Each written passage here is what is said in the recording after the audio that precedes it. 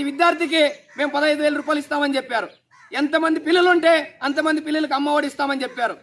రైతు భరోసా సకాలంలోనే మేము వచ్చిన వెంటనే కూడా ఇస్తామని చెప్పారు. అదే సూపర్ 6 పథకాలు అనేక రంగాల్లో మీరు ఇస్తామని చెప్పి మీరు చెప్పారు. మరి ఈరోజు ఏం చేస్తా ఉన్నారు? ఒక్క పథకం అంటే ఒక పథకం కూడా అమలు కాలే ఈరోజు. మరి ఏ పథకాలు అమలు చేస్తా ఉన్నారు మీరు? సంవత్సరం దాటిపోయింది, 1,20,000 కోట్లు అప్పు తెచ్చారు. ఆ 1,20,000 కోట్లు కూడా ఈరోజు ప్రజలకు చెప్పాల్సిన బాధ్యత మీ మీద ఉందని చెప్పేసి మేము అడుగుతా ఉన్నాం.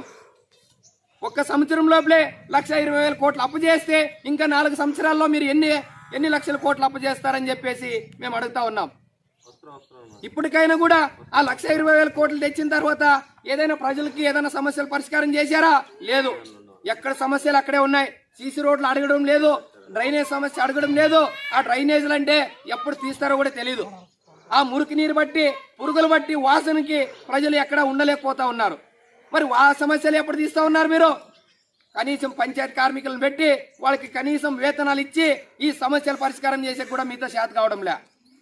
అందుకనే రాబోయే రోజుల్లో ఒకటే చెప్తా ఉన్నాం, మీరు ఈ సమస్యలన్నీ పరిష్కారం చేయకపోతే కలెక్టర్ ఆఫీసులు ముట్టడిస్తాం, అవసరమైతే సబ్ కలెక్టర్ ఆఫీసులు కూడా ముట్టడిస్తాము. మీకు ఇదే మేము హెచ్చరిస్తా ఉన్నాం కూటమి ప్రభుత్వానికి.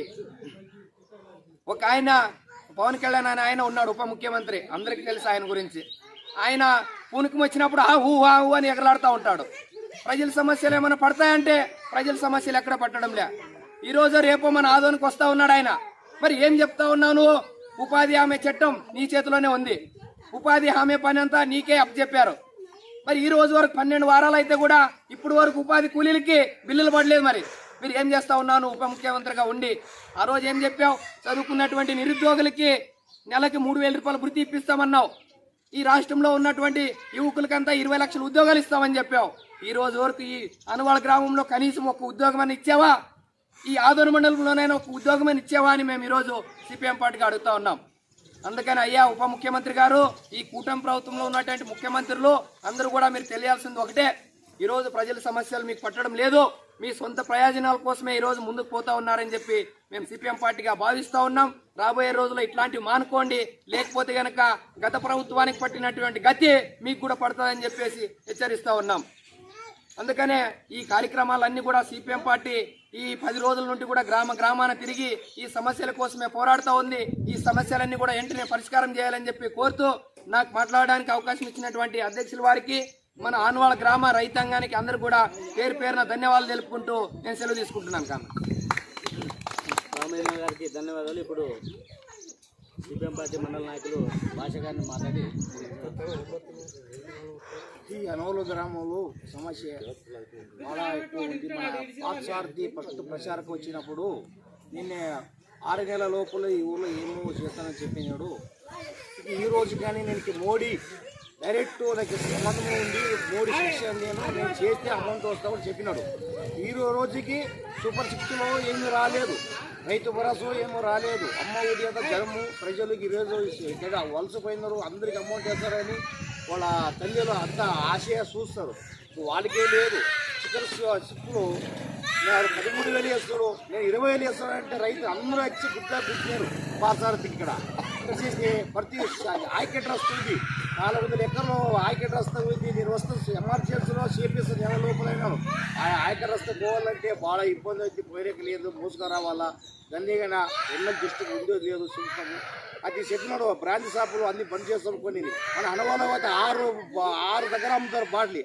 ఫస్ట్ దాన్ని ఓపెన్ చేసినాడు. ఫస్ట్లో ఏం చేయగలమన్నా ఎక్కడెక్కడ ఏరియా బ్రాంచ్ షాపులు అంటే మొదట అది ఉంటేనే లెక్క, లేకుంటే లేదంటే అట్లా. అంటే ప్రజలు తాగి అమౌంట్ గవర్నమెంట్కి రావాలా, పెద్ద నాశనాపోని అది ఒకటే అమలు చేసినాడు. మన పార్సార్కి చెప్పేది ఏమంటే, నువ్వు ఎమ్మెల్యే గెలిచాను 3 ఎక్కి రావాలని, ఎక్కడ కానీ ఆ ఎక్కి ఇద్దరు 60% ఉన్నారని, ఇద్దరు ఆ సగం డబ్బులు తీసుకురారండి. నీకు వచ్చిన మంచి మాట్లాడతారు. పార్సార్కి పంచాయతీని బీసీ సామాజిక చిన్ని కిందలుగా వచ్చినాడని అందరూ కలిసి ఓటేసి చేస్తే ఈ మనిషి ఎక్కడికైతే భూమిని కబ్జా చేస్తాడు. ఎవరు తమ సంబంధం ఉన్న వాళ్ళు, తమ బంధువులు వాళ్ళు బంద్ చేస్తారు, దాన్ని ఏం చేసాక లేదు అవకాశం.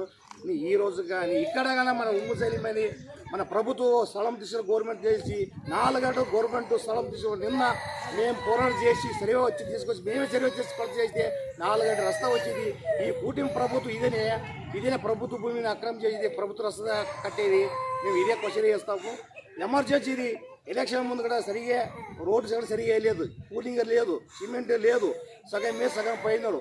వీళ్ళు ఎదురు చూస్తారు ఈ రోజు వస్తుంది రేపు వేస్తారని. ఈ సగం రోడ్డు వేస్తారు, సగం రోడ్డు సగం మందికి బాగుంది, సగం మందికి బాగాలేదు. అడిగంతా పింఛే తేలి సంవత్సరం లోపలే పింఛే తేలిపోయింది. ఇంత డూప్లికేట్ పని చేస్తే మంచిది. ఏమైనా బాగా నీట్గా చేయాలా, అది బరీ డబ్బులు కాంట్రాక్టు వాడికి కాంట్రాక్టు ఇంత కాంట్రాక్ట్ ఇస్తే అంత కమిషన్ పైన చేస్తే మంచిది కాదేమీ మేము కోరుకుంటాము. అనవల గ్రామ సిపిఎం మండల కార్యదర్శి ಅದ್ರಲ್ಲಿ ಇಡಿಯೋ ಮಾಡು ಅದಲ್ಲ ಇದು ಮಾಡಪ್ಪ ಸ್ವಲ್ಪ